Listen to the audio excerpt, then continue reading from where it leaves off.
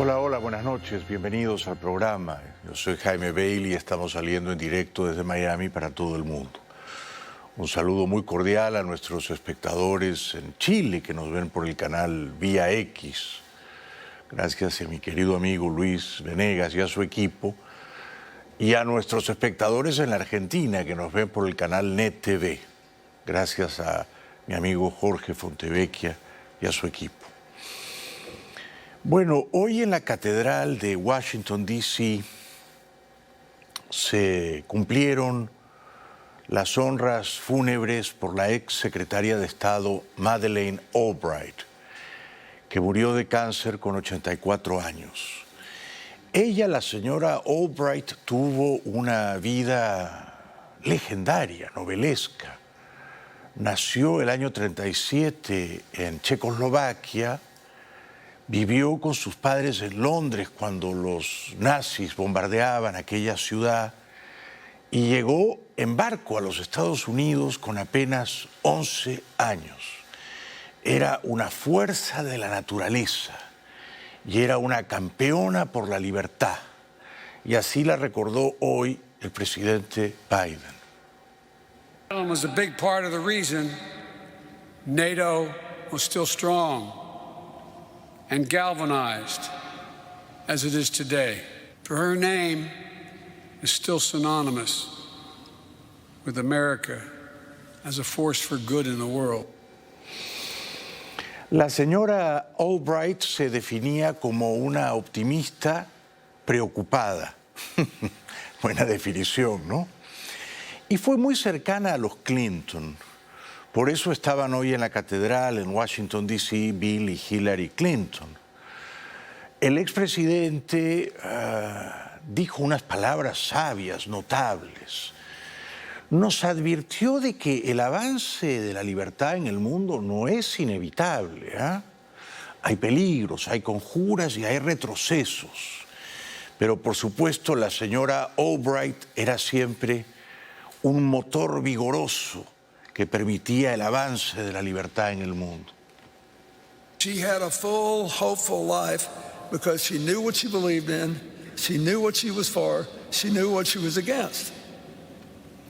And she wanted other people to feel the same way and then to talk about it instead of kill each other over it. The advance of freedom is neither inevitable or permanent, and that in politics, where the lure of power is strong and the temptation to abuse it is often irresistible, there are no permanent victories or defeats. Notable frase, ¿no? La tentación de abusar del poder es a menudo irresistible, ¿no? Y no hay victorias permanentes. Hay que estar siempre atentos a las amenazas, a los enemigos que se ciernen contra la causa de la libertad. Aquí en América tenemos a una numerosa pandilla y ustedes saben bien quiénes son, ¿no? La ex primera dama y ex candidata presidencial Hillary Clinton, que fue muy íntima amiga de Madeleine Albright, a ambas, por ejemplo, les gustaba bailar mucho. Cuando Chelsea Clinton, la hija de Bill y Hillary, se casó, nadie bailó tanto como la señora Madeleine Albright. Hillary la recordó como una enemiga feroz e impaciente de los dictadores y los autócratas. When dictators dragged their feet or ambassadors filibustered, Madeleine never hesitated to speak up. And just in case they didn't get the message, she would put on a snail pin to signal her impatience. Por cierto, la vi estupenda Hillary Clinton hoy en la catedral, Bueno, dijo también, y no exageraba un átomo, que la señora Albright, que en paz descanse, era una campeona en defender los derechos de las mujeres. Es decir, que fue una adelantada a su tiempo y una visionaria, muy lúcida. So, the angels better be wearing their best pins and putting on their dancing shoes. Because if, as Madeline believed, there's a special place in hell for women who don't support other women, they haven't seen anyone like her yet. Yo amo a las mujeres fuertes, de carácter recio, que saben gobernar independientemente sus vidas, que no necesitan de un hombre ni de muchos hombres, que son ellas mismas el ancla de su vida. Así era la señora Albright. Y Hillary Clinton nos advirtió, y yo creo que este era un mensaje subliminal contra Putin, pero también contra Trump, del peligro que representan los dictadores, a saber Putin, y los demagogos, entiéndase Trump. Madeline were here with us today, she would also remind us this must be a season of action. And yes, once again, we must heed the wisdom of her life and the cause of her public service. Stand up to dictators and demagogues. From the battlefields of Ukraine to the halls of our own capital. Defend democracy at home just as vigorously as we do abroad. Brillante, notable advertencia. Defender las libertades en los campos de batalla de Ucrania y en el Capitolio aquí, en Washington, D.C. Luego la hija y las nietas de la difunta, de la señora Albright, que a no dudarlo vivió una vida completa, plena, rica, riquísima, se permitieron un momento de irreverencia. Habían contado también que ellas habían viajado a mediados de los 90 a los Balcanes, en el corazón de Europa, con la señora Albright, que era secretaria de Estado, tratando de apaciguar el conflicto étnico allí, en los Balcanes, y que les habían tirado piedras a la señora Albright y a su familia. Y por eso al regresar a Washington hicieron una camiseta que decía I got stoned with Madeleine Albright.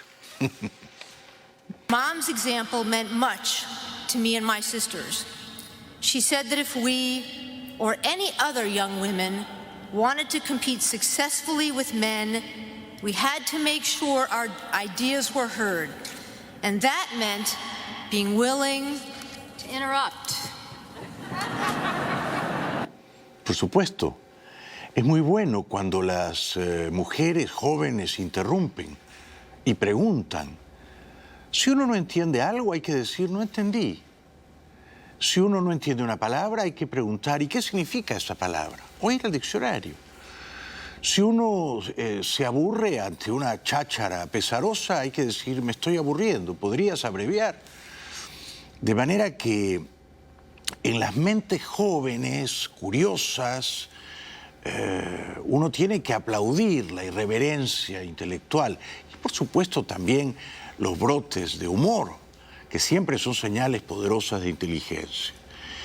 En otra comparecencia pública hoy, el presidente Biden, que este año va a cumplir 80 nada menos, recordó que en algún tiempo fue profesor de la muy prestigiosa Universidad de Pennsylvania, en la ciudad histórica de Filadelfia.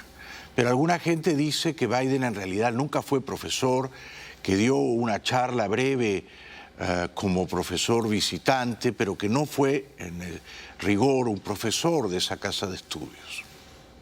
When I left the vice presidency, I had a chance to do a number of things, but I became a professor at the University of Pennsylvania and presidential politics. And I enjoyed it, but it's hard. That's the other thing people don't realize. It's hard. ¿Es difícil ser profesor universitario? Bueno, yo tuve una breve experiencia, un semestre apenas, no duré más, como profesor de literatura en la Universidad de Georgetown, en Washington, D.C., la Universidad de los Jesuitas, un campus precioso. Pero efectivamente era muy difícil enseñar literatura, entre otras razones porque creo que la literatura no se puede enseñar.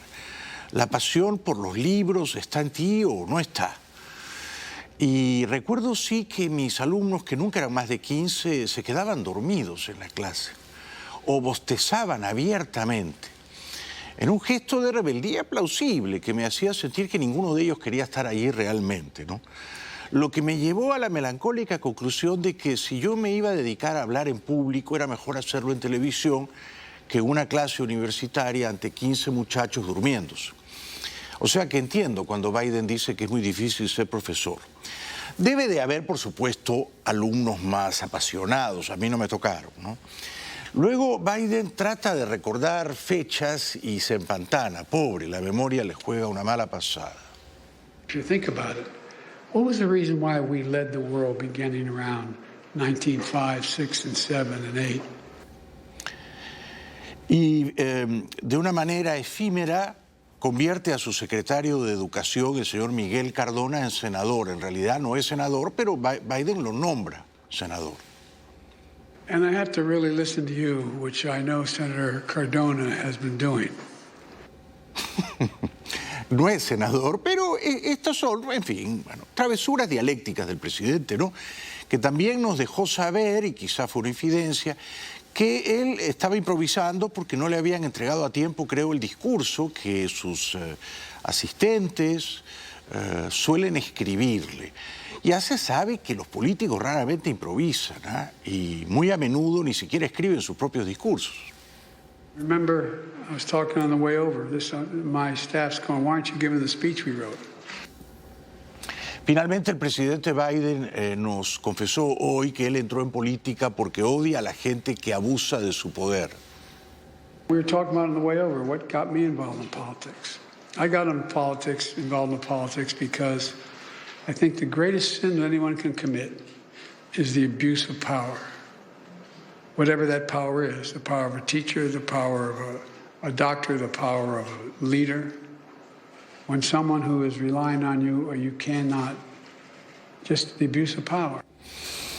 Hablando de individuos que abusan de su poder, quiero hablarles ahora de un individuo maléfico, desalmado, o sea, sin alma, despreciable, repugnante, una mancha hedionda en la especie humana. Me refiero, por supuesto, al enano maléfico de Putin, que hoy amenazó al mundo libre con la guerra nuclear y dijo que si alguien osa ponerse en el camino de Rusia, de la gran madre Rusia, entonces él ordenará una operación relámpago instantánea y acabará con el mundo tal como lo conocemos. Este hombre se está volviendo loco.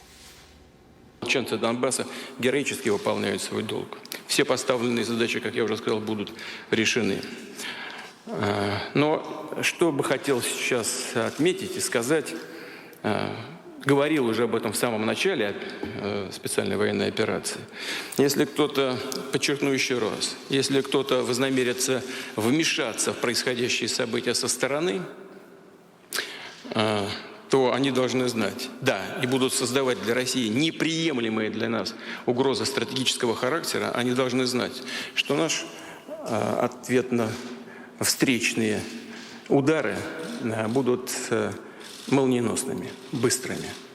У нас есть для этого все инструменты, такие, которыми не может сейчас похвастаться никто, а мы хвастаться не будем. Мы будем их использовать, если потребуется. Y хочу, чтобы все об этом знали. Es un matón, nada más que un matón de pacotilla, claro, pero un matón con armas nucleares. Entonces es un matón que exhibe sus músculos nucleares. ¿Los va a usar? Yo no creo. Está alardeando, está jactándose de su poderío nuclear. Ahora, es gracioso, ¿no? Porque él habla de los que interfieren con la operación militar especial, que en realidad es una guerra, que en realidad es un genocidio, que en realidad es una suma de crímenes de guerra. Los que interfieren, acá el único que interfiere es él. Él ha interferido en la vida independiente republicana de Ucrania. Él es el que interfiere. Luego habla de las inaceptables estrategias amenazantes. Pero acá la única inaceptable estrategia amenazante es la suya, que consiste en invadir un país para tragárselo, para devorárselo entero, para convertirlo en una colonia de Rusia. Esa es una inaceptable estrategia amenazante. Entonces, ¿de qué interferencias o de qué amenazas se queja el enano malvado de Putin? Él es el que ha elegido ir a una guerra perfectamente estúpida que va perdiendo y que era evitable, en todo sentido evitable. Ayer con el secretario de la ONU, el portugués Guterres, él decía que él no ve garantías para firmar la paz. Под гарантиями безопасности, не решив вопрос территориального характера в отношении Крыма, Севастополя и Республики Донбасса, мы просто не можем. Но, тем не менее, переговоры идут, и они сейчас проходят в рамках в онлайн-формате. Надеюсь все-таки, что это приведет нас к какому-то позитивному результату. Este dictador, mitad reptil, mitad humano, que tiene la sangre helada y que miente con un cinismo desconcertante, casi subhumano, le dijo al secretario de la ONU que los combates en Mariupol, en el puerto ucraniano de Mariupol, han cesado, que los rusos no están combatiendo, lo cual es mentira, porque continúan bombardeando la fábrica de acero donde hay centenares de combatientes ucranianos en los sótanos, en los túneles. Я бы хотел ко второй части вашего вопроса перейти. Значит, это Мариуполь. Там ситуация сложная и, может быть, и трагическая. Но она простая на самом деле. Я сегодня только разговаривал с президентом Эрдоганом. Он говорил о том, что там идут боевые действия. Там нет боевых действий. Они закончены. Нет боевых действий в Мариуполе. Они прекращены. No se han detenido. Y luego, con un desparpajo, con una insolencia moral que no tienen límites, dice que el ejército ucraniano usa a los civiles como escudos humanos y que no los deja salir de la fábrica de acero. No es verdad. Los civiles no salen de la fábrica de acero, de sus túneles, de sus catacumbas, porque no hay un corredor humanitario seguro que les permita ponerse a buen recaudo lejos de Mariupol. Temen que si salen, los rusos los van a masacrar. Да, действительно, мы слышим, что от украинских властей, что там есть гражданские люди. Но тогда военнослужащие украинской армии обязаны их выпустить. Или они тогда действуют как террористы во многих странах мира, как ИГИЛ в Сирии, прикрываясь гражданским населением. Самое простое, что нужно сделать, это выпустить этих людей. Чего же проще? ¿Está enfermo Putin? ¿Es cierto que tiene Parkinson, que es víctima de esa enfermedad degenerativa? Las sospechas crecen y se multiplican. Este reportaje demuestra que a Putin una de las manos, al menos, una mano, le tiembla de un modo sospechoso. Veamos. Так вот, очно впервые есть о чем поговорить, сверить часы по ряду позиций. Но поскольку это первая встреча в этом году, просто обновили то, что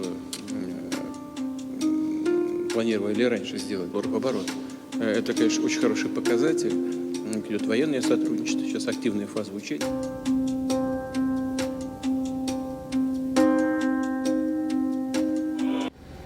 Una mano le tiembla y generalmente por eso trata de sostener con esa mano algo para que no le tiemble, para que no sea visible el temblor, ¿no? El espasmo. En una ceremonia religiosa, los observadores más perspicaces advierten de que Putin se muerde continuamente los labios inferiores.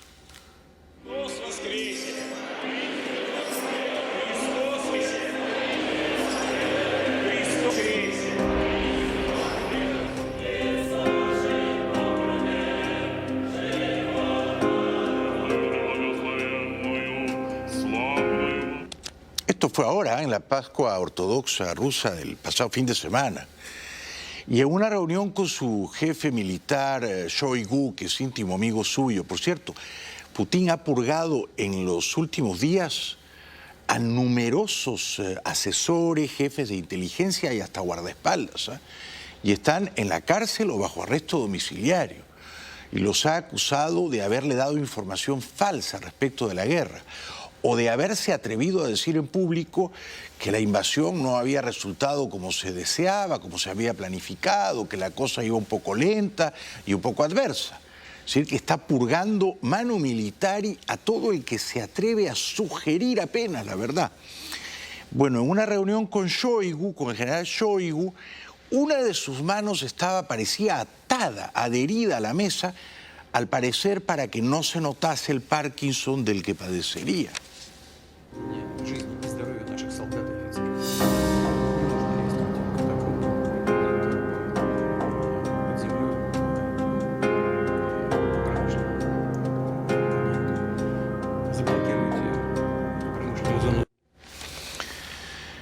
Bueno, yo espero por el bien de la humanidad que Putin desaparezca pronto. Una pausa y al volver todo lo último de la guerra, pero también todo lo último de la quemante campaña presidencial colombiana. Estamos ya casi a un mes del domingo 29 de mayo, día en que los colombianos van a elegir a su nuevo presidente, y el favorito sigue siendo, con diferencia, con holgura, el senador de izquierdas, Gustavo Petro. Ya regresamos.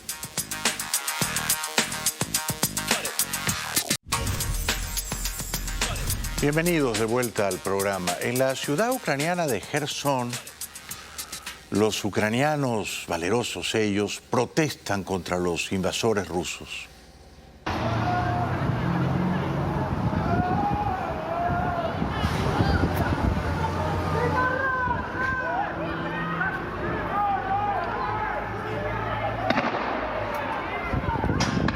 Иди ко мне ближе.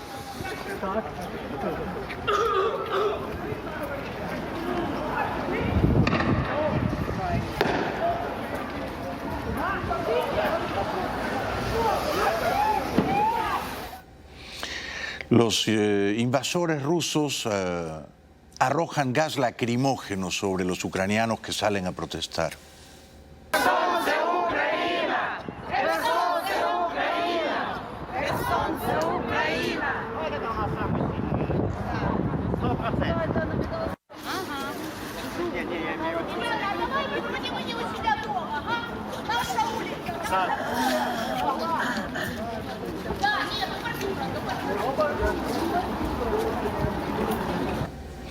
En Mariupol, ciudad devastada por las bombas rusas, las corajudas mujeres ucranianas del batallón Azov piden un corredor humanitario para evacuar a los civiles que están en los túneles de la fábrica de acero.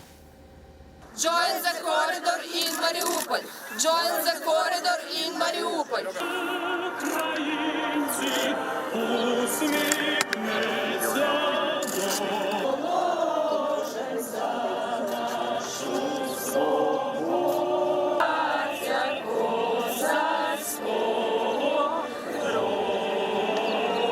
Ми закликаємо світову спільноту, світову громадськість, світових лідерів для того, щоб вони виступили гарантами та відправили своїх представників, які забезпечать зелений коридор для наших бійців українських та цивільних із Маріуполя, зокрема також з Азовсталі.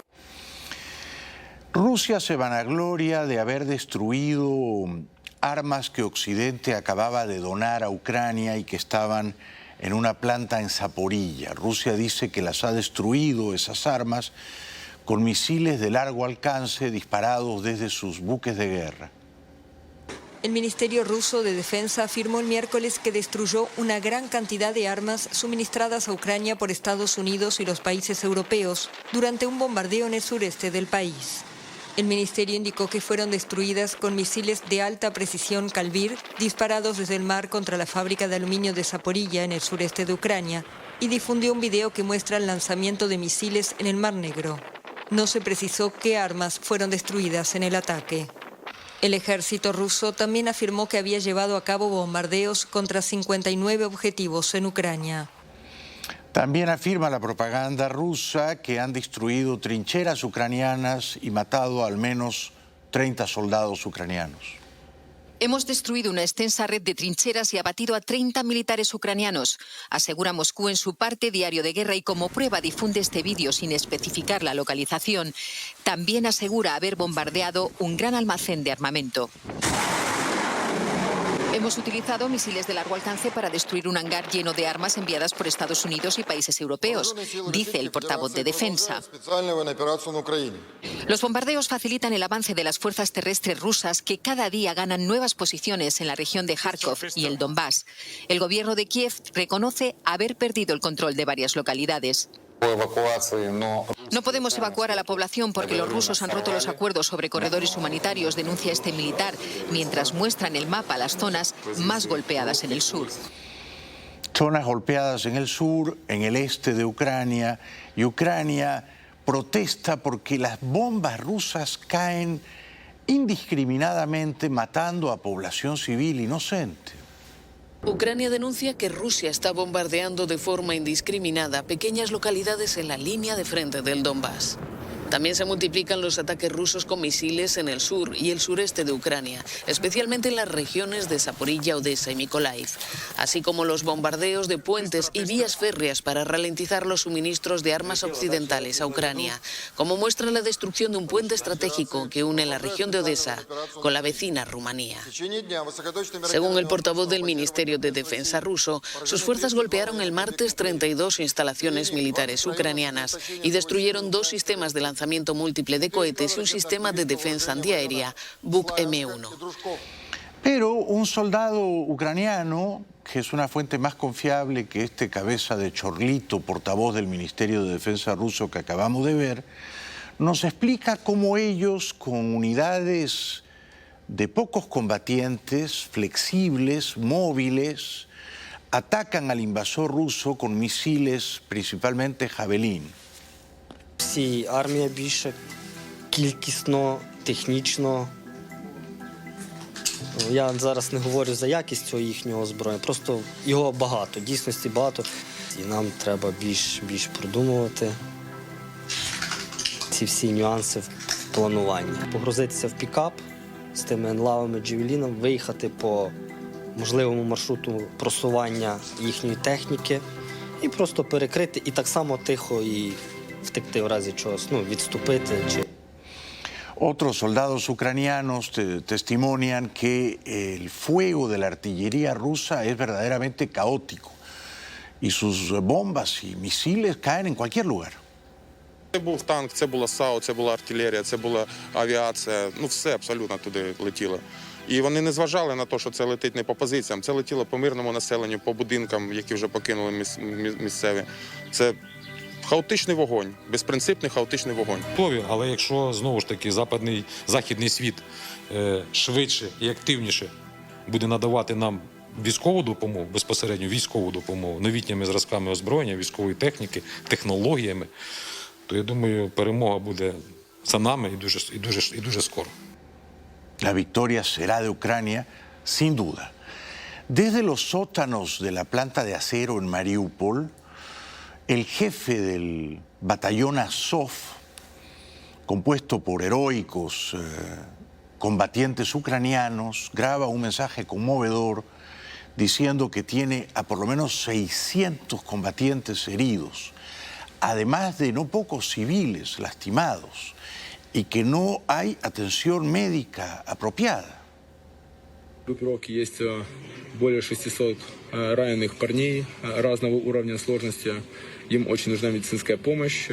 Здесь нет ни условий, ни медикаментов, ни персонала, который мог бы им помочь. У нас есть гражданские раненые, которым мы тоже даем помощь, насколько мы можем. С нами здесь находятся еще гражданские люди, их здесь сотни, здесь десятки детей, здесь много людей с ограниченными возможностями, много стариков. Ситуация очень сложная, есть проблемы огромные с водой, едой, разнообразными припасами.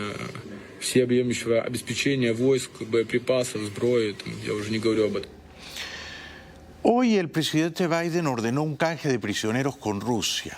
Rusia entregó a un ex-marine, Trevor Reed, que estaba preso en Moscú, acusado de haber agredido a 2 policías rusos hace un par de años, y a cambio Estados Unidos entregó a un piloto ruso que había sido condenado a 20 años de cárcel.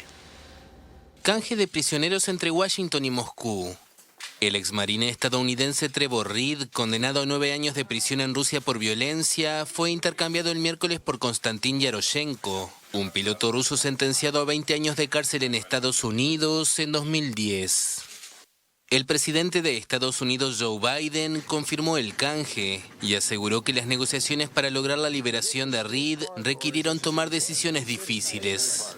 Además, aseguró que su regreso a salvo es un testimonio de la prioridad que su administración otorga a traer a casa a los estadounidenses retenidos como rehenes y detenidos injustamente en el extranjero.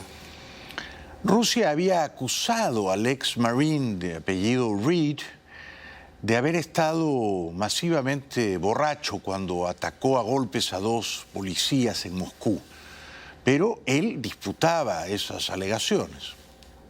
Reed, de 30 años, fue condenado en julio de 2020 por haber agredido a 2 policías durante una fiesta en la capital rusa en agosto de 2019, mientras se encontraba en estado de ebriedad. El exmilitar negó la agresión y denunció un juicio político, en un contexto de altas tensiones entre Moscú y Washington. Yaroshenko, en cambio, fue detenido en mayo de 2010 en Liberia por agentes de los servicios secretos estadounidenses. Acusado de tráfico de droga relacionado con las FARC de Colombia, fue llevado a Estados Unidos, donde la justicia lo condenó a 20 años de cárcel. Una pausa y regresamos con la quemante campaña presidencial colombiana. Estamos a un mes de las elecciones, el 29 de mayo, y con el juicio al actor Johnny Depp y a quien fue su esposa, la actriz Amber Heard. Ya regresamos.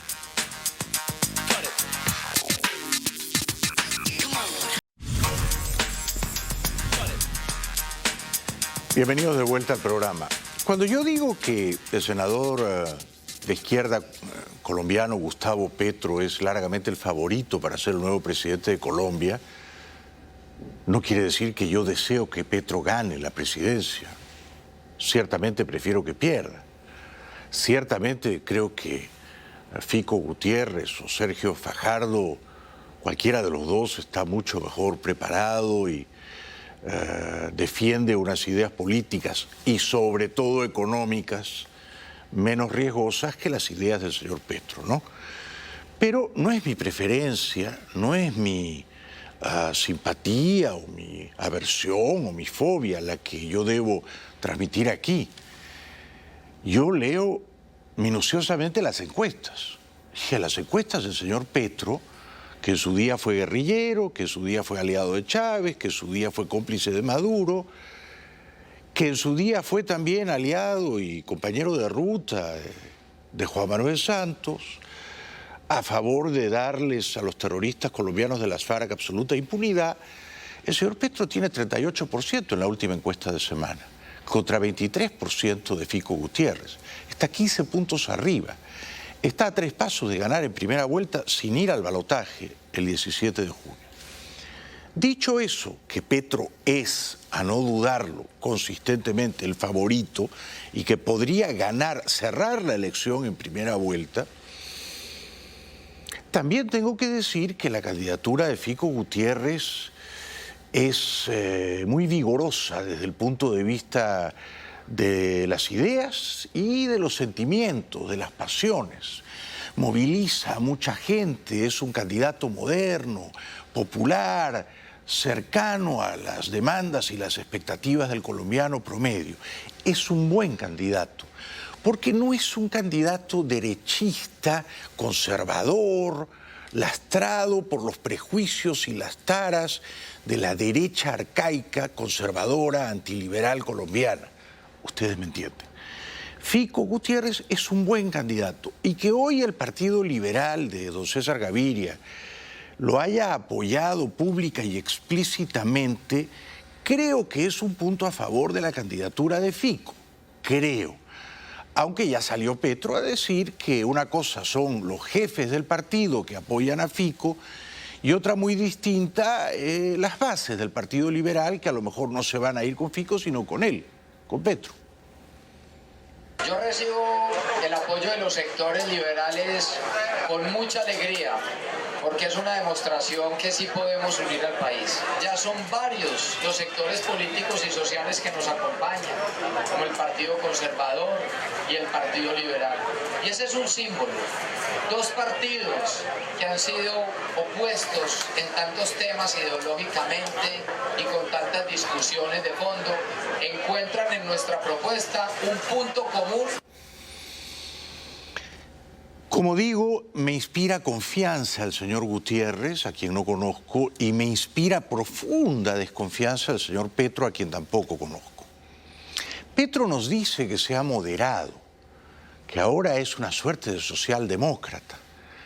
Pero Chávez, el teniente coronel golpista Chávez, en 1998, nos decía, me lo dijo a mí en una entrevista, se lo dijo a Jorge Ramos en otra, que se había moderado, que él era un socialdemócrata, que Cuba era una dictadura comunista que él no iba a copiar, que no iba a expropiar ni a estatizar nada, que no iba a cerrar ningún medio de comunicación, que no se iba a hacer reelegir. Entonces, a veces los comunistas para ganar se agazapan, disimulan sus convicciones y vierten toda clase de embustes, que son mentiras, falsificaciones, tretas, artimañas, para embobar al incauto. Y por desdicha, incautos hay muchos. Entonces yo no le creo a Petro porque no sé si se ha moderado o si a escondidas, a hurtadillas, sigue siendo chavista. Yo no sé si Petro en el poder va a condenar inequívocamente a Maduro, a Díaz-Canel, a Ortega. Tengo mis dudas, ¿ah? A lo mejor resulta como López Obrador, que no es un comunista, pero que en su política exterior es un aliado y cómplice de Cuba, de Venezuela y de Nicaragua. Y a la hora de votar en Naciones Unidas, vota a favor de esas dictaduras. No me sorprendería que Petro en el poder hiciera eso mismo. Ahora, luego están las ideas económicas de Petro, ¿no? Petro no cree en el capitalismo, no cree en el mercado libre. Petro cree que el Estado tiene que ser el gran regulador de la economía, el gran creador de riqueza. No solo el árbitro, pero también el actor protagónico y el motor principal, y ahí se equivoca pesadamente.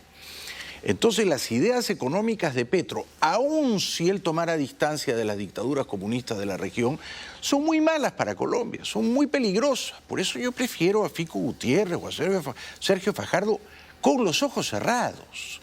Y por eso celebro y aplaudo que el expresidente César Gaviria haya tenido la lucidez de apoyar a Fico Gutiérrez. Y no es simplemente decir que va a haber becas, hay que pagarles un estipendio para que puedan estudiar, hay que permitirles también que adquieran formaciones en instituciones distintas a las universidades y hay una gran identidad. Yo estoy totalmente convencido de que vamos a poder trabajar juntos sin ningún problema. Bueno, el primer gran objetivo es que Fico Gutiérrez consiga llevar a Petro a una segunda vuelta, ¿no? Si Petro gana en primera vuelta, se terminó el baile. Y tendremos que encender cirios y rezar a los santos y a las virgencitas para que Petro en el poder no resulte otro matón desembosado chavista, que tome una distancia profiláctica, moralmente profiláctica de Maduro, Díaz-Canel y Ortega, y que permita que los empresarios y no el Estado se encarguen de crear riqueza y de pagarle impuestos al Estado. Que así es como los países prosperan. Si esto Petro no lo ve, es que padece de una miopía ya incurable, ¿no? Fico Gutiérrez promete trabajar incansablemente por los más pobres. Ya digo, lo que beneficia mucho a Fico es que es un candidato derechista, liberal, moderno, progresista, que no tiene el tufillo rancio de la derecha religiosa, antiliberal, ¿ah? y nos concentramos especialmente en las personas que viven hoy en condición de vulnerabilidad y pobreza, pero que además ratifica que la discusión hoy en Colombia no es de izquierda, derecha o centro, sino sentido común. Sentido común, es decir, no importa de qué color es el gato, lo que importa es que el gato case ratones, ¿verdad? Entonces no importa si eres de derecha, de izquierda, lo que importa es que una vez en el gobierno respetes las libertades, las políticas, las económicas, las morales. No es tan difícil. Se trata de imitar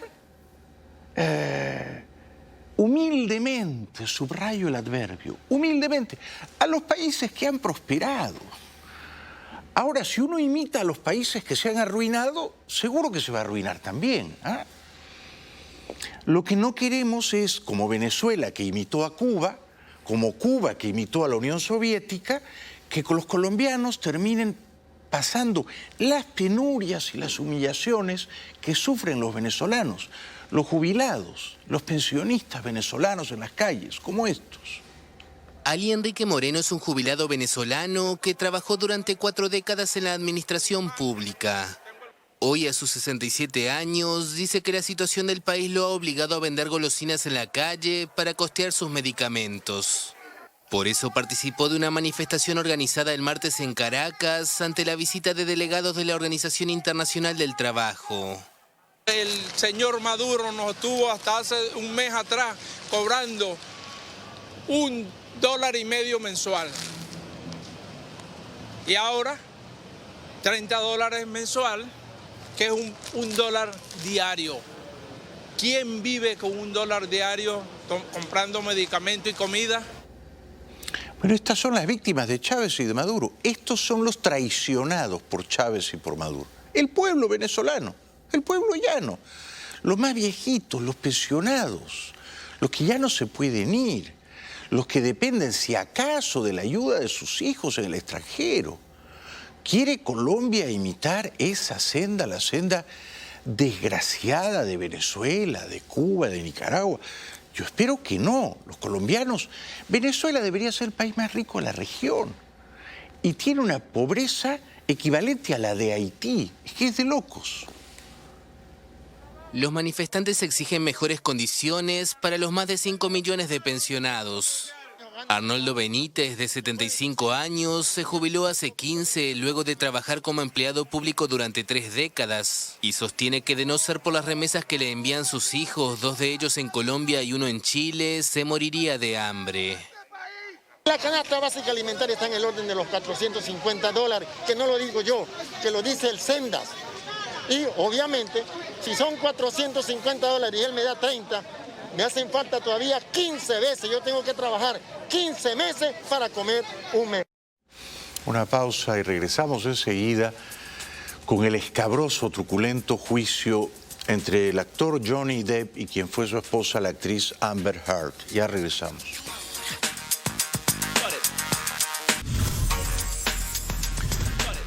Continúa el juicio y es penoso, bochornoso verlo entre Johnny Depp, gran actor, 58 años, y su ex esposa Amber Heard, una gran actriz, 36 años.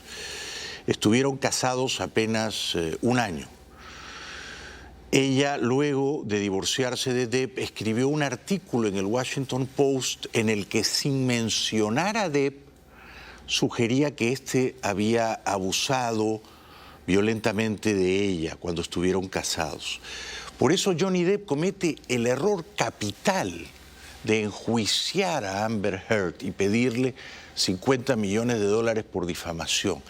Dice que ese artículo fue devastador para su carrera, para la de Depp, y que ya no lo contrataron para hacer una serie más de Los Piratas del Caribe y que a nadie quiere darle películas a Johnny Depp. Pero por lo visto va a perder el juicio Depp. Y él es el que llevó a tribunales a la señorita Heard. I up and crying in my bedroom after I had dumped you a week prior.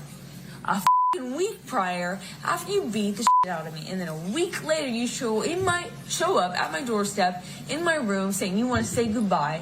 Okay, say goodbye. Oh, I said it? Yes, you did say it. I'll go to the text messages so that we are clear on the tape. Yes, you said it before to me. Okay. No doubt. But you did not say you're going to come over to say bye? I made a huge mistake. You didn't say that to me? Huge mistake. You didn't say that to me? Well, I won't do it again. What's the mistake then? Did you or did you not say you were coming over to say bye? Ella, que hace 12 años se declaró bisexual, que al año siguiente conoció a Depp en la película Los Diarios del Ron, dice que Depp le pegaba. Depp, por su parte, dice que ella le pegaba. Fuentes cercanas a ambos dicen que en realidad ambos se golpeaban mutuamente, que es una teoría plausible. Las grabaciones demuestran que ambos estaban siempre irascibles y al borde de la violencia. Well, yes, you do, because you wouldn't have used that as a way. I was pouring my heart out to you. What do you do? Let me get it. Let me get it. Stab in here. That's what you saw, huh? You listen to me cry. And you're like, now I can get her. Is that what you think? You just do it without thinking. You do it without thinking, huh? You don't. Get him. Stab him when you can. You throw a swing when you can. And what win better than to win them on the floor? Because that's when it's really good to hit someone. Hoy se acusó a Johnny Depp de haber estado inconsciente y desmayado en una playa frente a su hijo pequeño Jack. Do you recall Mr. Depp passing out in the sand face first? I recall that he was passed out on the beach. He was out on the beach, yes. Okay. And do you recall Jack calling you because he was concerned?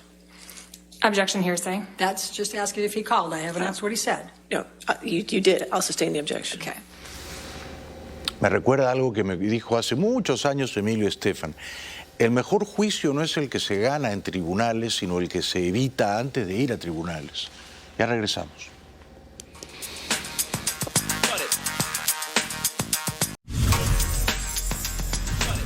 Para terminar, les recuerdo que mi esposa Silvia Núñez del Arco acaba de publicar su quinta novela titulada Si me dejas me mato. Pueden descargarla en Kindle o en iTunes en cualquier lugar del mundo. Muchas gracias por hoy. Seguiremos conspirando mañana.